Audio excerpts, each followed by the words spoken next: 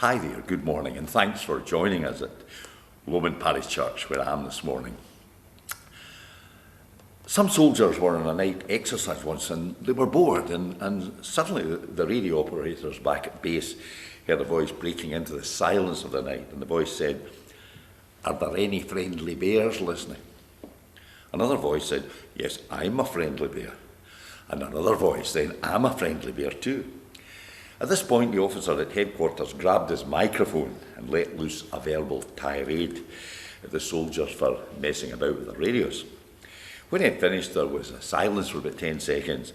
Then a wee small voice said, "You're not a very friendly bear, are you?" A farmer tells the story of a border collie brought to work in his farm, and the collie was bad-tempered and unpredictable. The animal had been beaten and starved and neglected. It was wild, it was nervous, it was suspicious. And the farmer spent many days trying to win the dog over.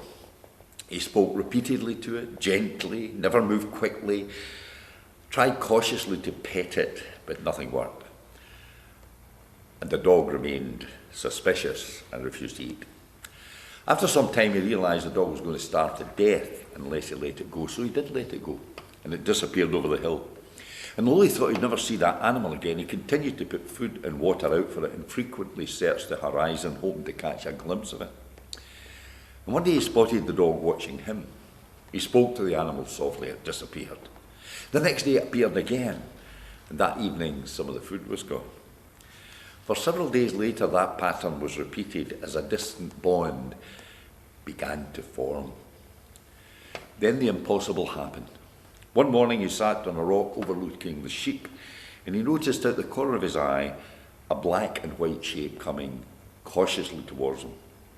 The man sat still with his hands behind his back, and suddenly he felt a cold, wet nose on his hand. And after a moment he turned slightly. The dog stayed. The man put his hand on the dog's head. The hint of a wag appeared at the end of the dog's tail, and at that moment a bond between man and dog was sealed. The collie became his constant companion, shadowing him in unwavering devotion and instant obedience. And when the farmer left the farm, the dog refused to eat.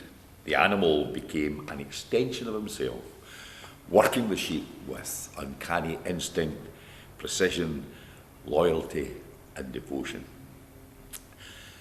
Don't you think this world was created for relationships? Thus the story of the friendly bears. People and even animals have a need to reach out to one another. Whether they're soldiers in a training exercise or a shepherd with a sheepdog, there's something within us that reaches out for warmth and understanding and maybe simply just connection. Once some Pharisees asked Jesus, "What is the greatest command of the law?" They were not really looking for an answer. They were trying to trick him. Still, Jesus gave them the answer. Love God and love your neighbour as yourself. What a command. It's pretty simple. Yet for so many people, it's the secret of happiness. God bless you, and thank you again for listening to me this morning.